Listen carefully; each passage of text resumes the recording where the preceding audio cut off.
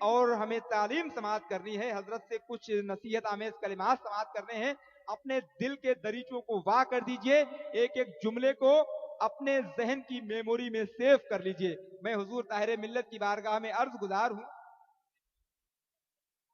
سارے لوگ ایک بار میرے ساتھ نعرہ لگاتے ہیں، سارا مجمع نعرے میں شریک ہو جائے، بالخصوص علماء اہل سنت، نعرہ تکبیر، نعرہ رسالت، مسلک اعلی حضرت، فیضان نوری، عرس نوری، جشن نوری، فیضان بلگرام شریف، آمد حضور طاہر ملت، شہزاد گانے سرکار غوث اعظم، نعرہ تکبیر، فرشتوں کو سنانا ہے ترانہ غوث اعظم کا، ہماری قبر میں رکھ دینا شجرہ غوث اعظم کا، زمانہ ساتھ میں ہو یا چھوڑ دے ہم کو غم نہیں کچھ بھی، ہمارے ساتھ میں رہتا ہے بیٹا غوث اعظم۔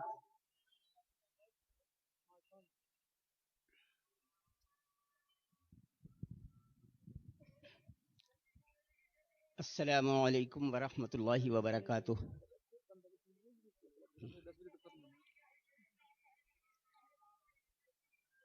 قابل قدر، لائق ستیسی نوافری، باوقار، بادب، باشعور، آج کی اس نوری محفل عرس مقدس کے موقع پر ہم آپ حاضری کی سعادت حاصل کر رہے ہیں۔ میں آپ کو یقین دلانا چاہتا ہوں انشاءاللہ العظیم اگر آپ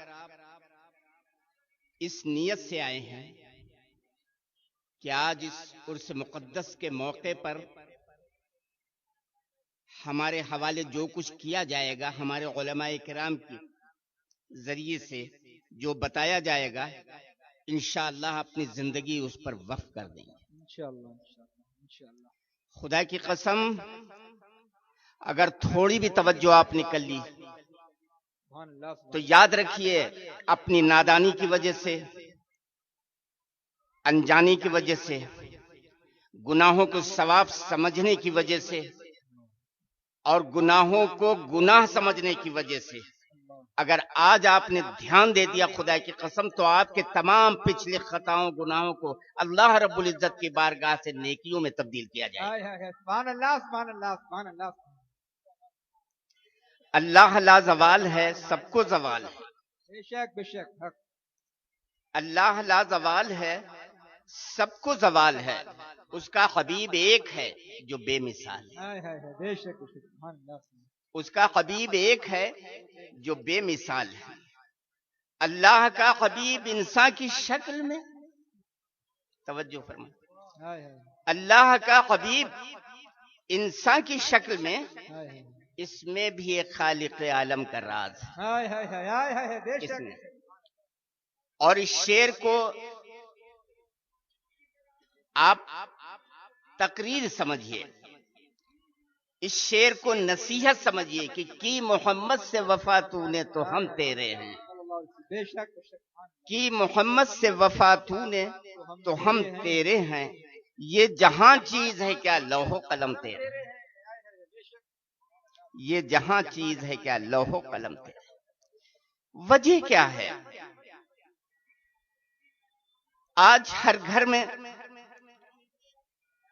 پریشانی، ٹینشنیں اور تمام دشواریوں میں ہماری زندگی کیوں گزر رہی ہے؟ کیا اس کا سبب جاننا چاہتے ہیں آپ؟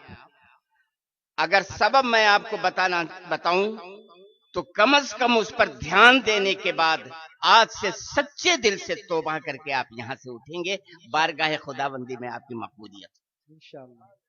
اور عرس مقدس جس صاحب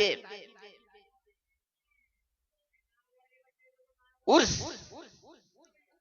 جن کی محفل میں آپ شریک ہیں، آپ یہ یقین کیجئے وہ خود بنفس نفیس یہاں پر تشریف فرما ہے۔ آپ کو دیکھ بھی رہے ہیں، آپ کے سن بھی رہے ہیں۔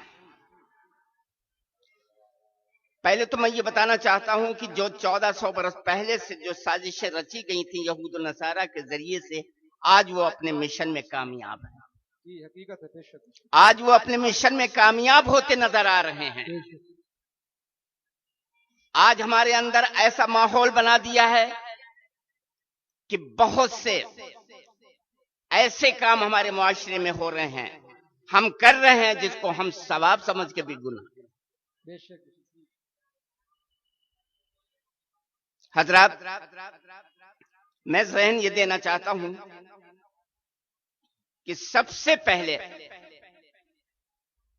ہمارے حضرت نے تصویر کے بارے میں بتایا تھا، کتنی اچھی بات بتائی تھی، لیکن آپ نے دھیان دیا ہوگا، اگر نہ دیا ہو تو اسی نصیحت کو آپ پھر سن لیجئے کہ آج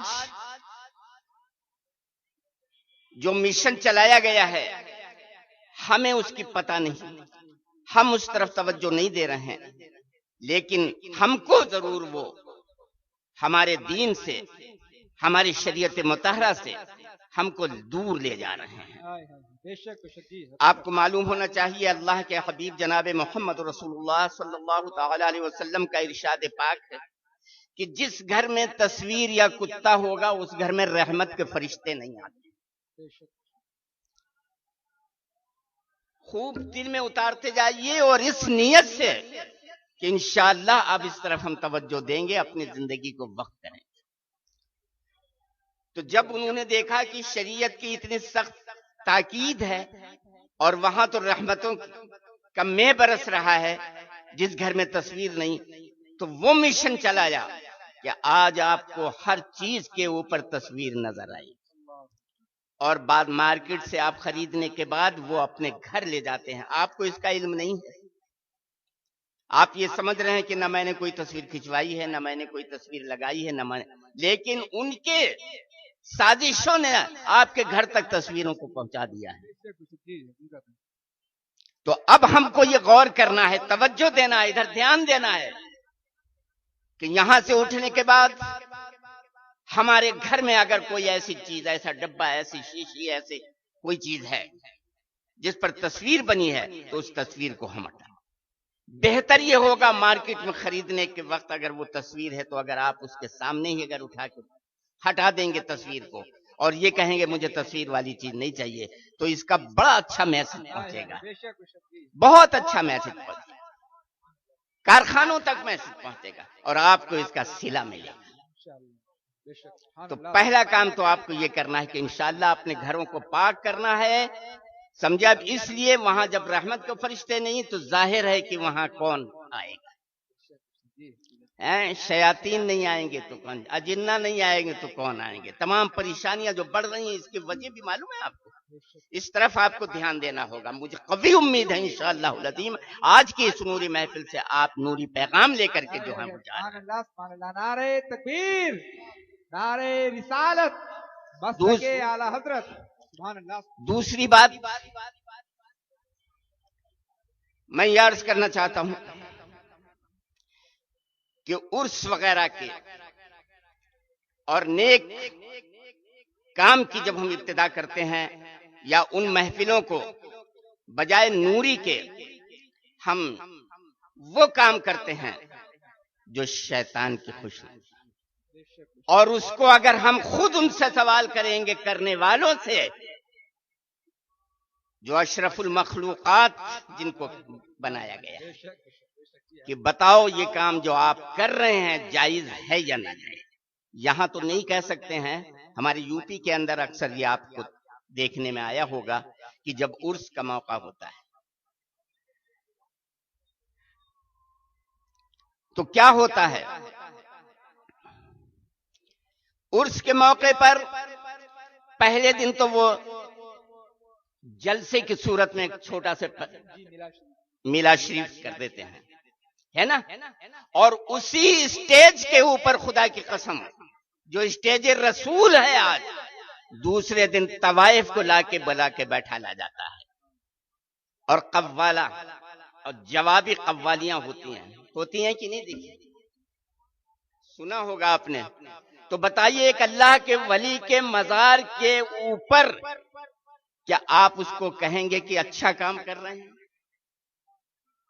کبھی نہیں کہیں گے.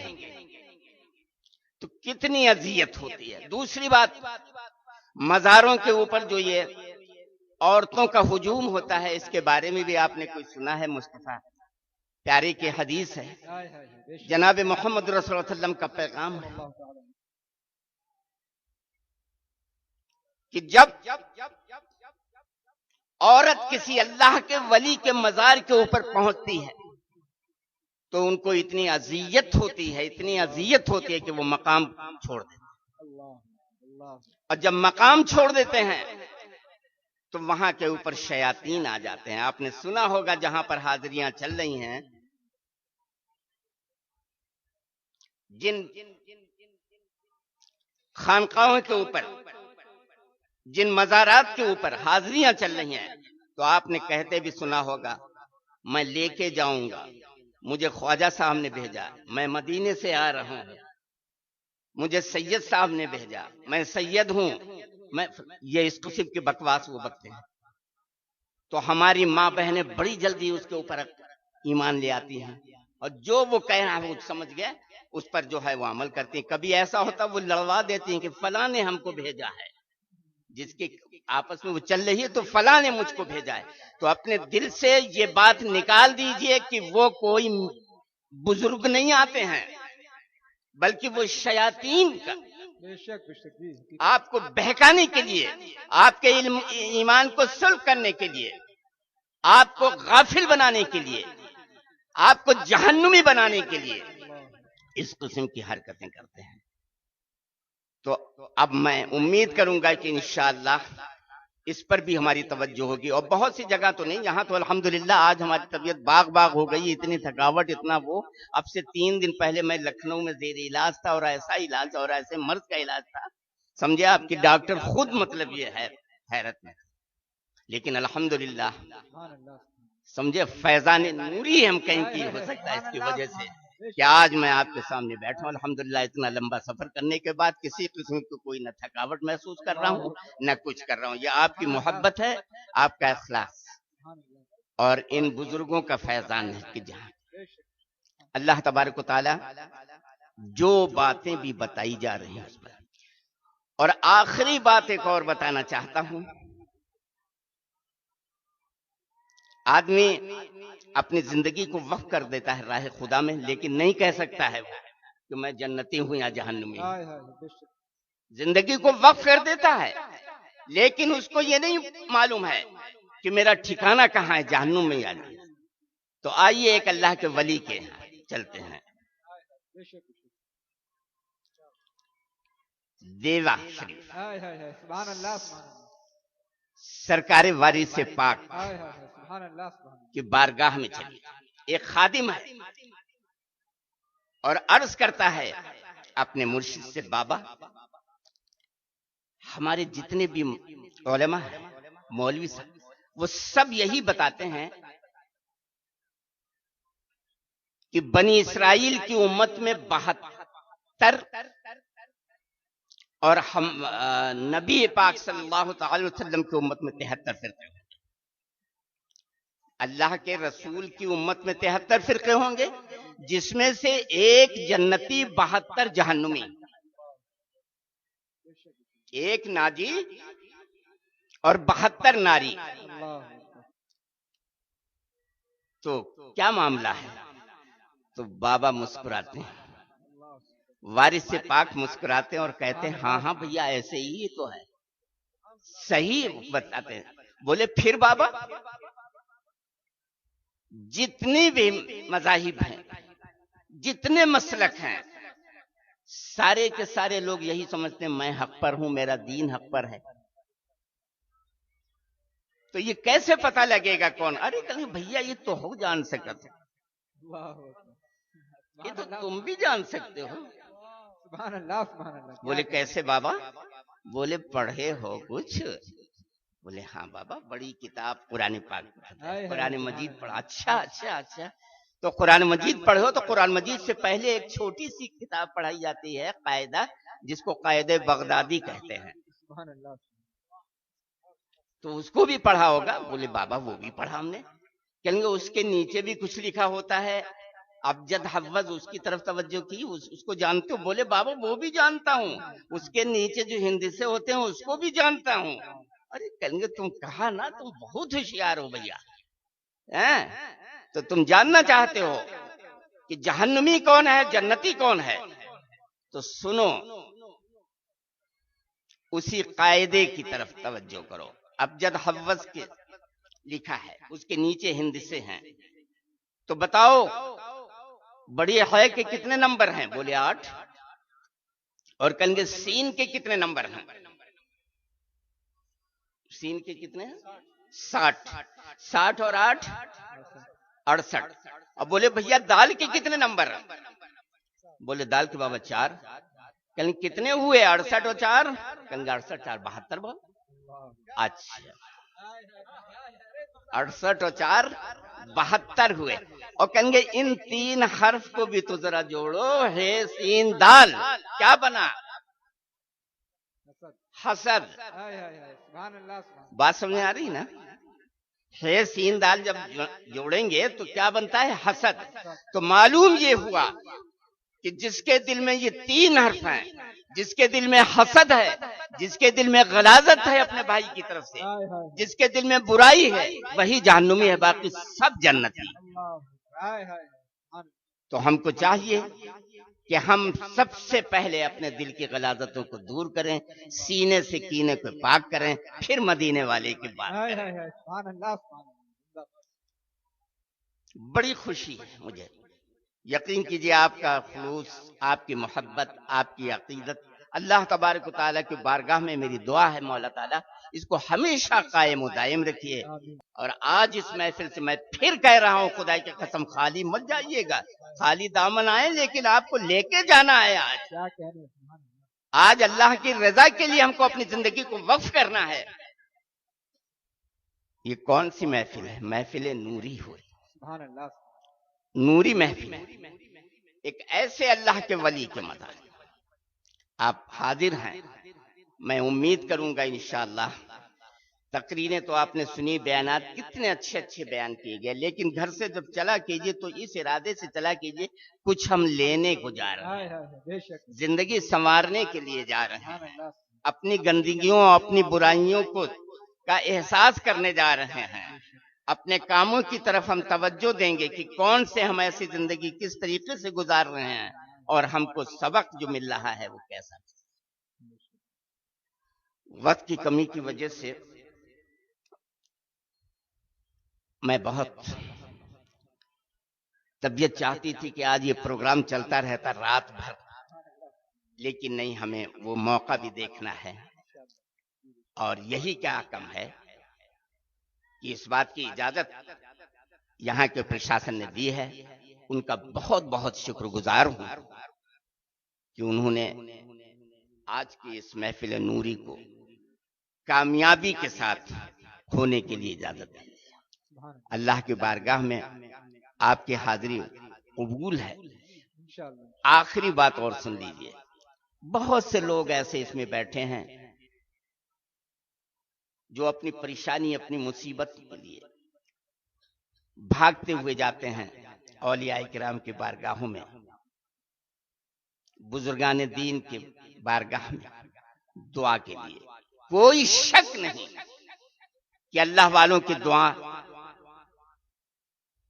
جلد قبول ہوتی ہے, لیکن کوئی یہ نہ سمجھ بیٹھے یہاں پر جتنے بھی حضرات ہیں کہ جو ہم دعا کریں گے اللہ کی بارگاہ میں ہماری دعا جو ہے گناہگار کی وجہ سے اللہ کی بارگاہ میں نہیں سنی جائے گی. غلط. اللہ ناراض ہوتا ہے اپنے بندے پر اس وقت جب اپنی ضرورت کے وقت اللہ کی بارگاہ میں ہاتھ اٹھا کے دعا نہیں کرتا.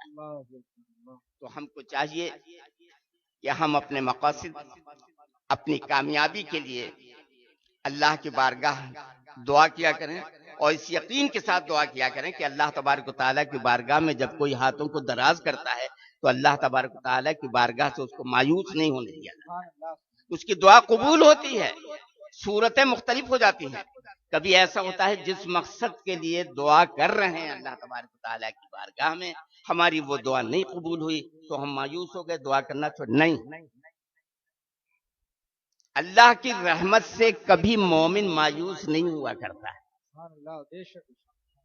کیا ہوتا ہے، وہ دعا تو نہیں قبول ہو رہی ہے، اس کی مصلحت آپ نہیں سمجھ سکتے ہیں، اس راز و نیاز کی آپ کو خبر نہیں ہے، لیکن اللہ تبارک و تعالی جو ہے اس دعا کے سلے میں کوئی آنے والی بلا، مصیبت، بیماری، اس کو ختم کر دیا، ٹال دیا کرتا ہے۔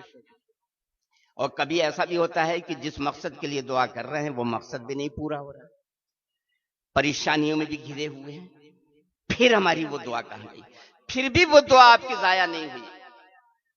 بہت سے ایسے اللہ کے بندے ہوں گے جو حشر میں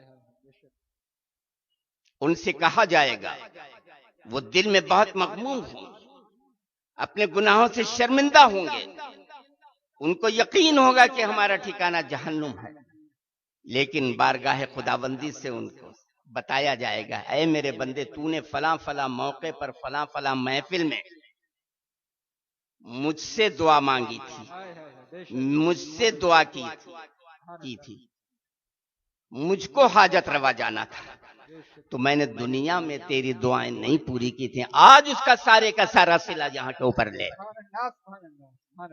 تو مقصد یہ کہنے کا کہ اپنی ضرورتوں کے لیے اپنے اللہ کی بارگاہ میں ہاتھ اٹھا کے یقین کے ساتھ، عاجزی خضوعی کے ساتھ جب دعا کریں گے تو اللہ تبارک و تعالیٰ آپ کی دعا ضرور کرے۔ بس یہی پیغام مصطفیٰ آپ تک پہنچانا تھا۔ میں امید کروں گا انشاءاللہ آپ اس پر عمل کر کے دیکھیے، پھر میرا نمبر لے لیجئے گا اور پھر آپ بتائیے گا کہ زندگی میں آپ کی کیا بدلاؤ آیا، آج سکون حاصل ہوا کہ نہیں، شیاطین سے پیچھا چھوٹا کہ نہیں۔ اب تو ضرورت نہیں ہے پانی کی شکر۔ ہاں ایک بات اور رہ گئی، شادی بیاہ بھی اب آ رہے ہیں، محرم کے بعد شادی بیاہ، اور شادی بیاہ کے موقع پر کیا کرتے ہیں، حکم تو یہ ہے کہ جو کام بغیر اللہ کے نام سے لیے ہوئے یا اللہ کو راضی کیے ہوئے شروع کیا جاتا ہے، وہ ہر کام ادھورا رہ جاتا ہے اور اس کام میں بگاڑ پیدا ہوتا ہے۔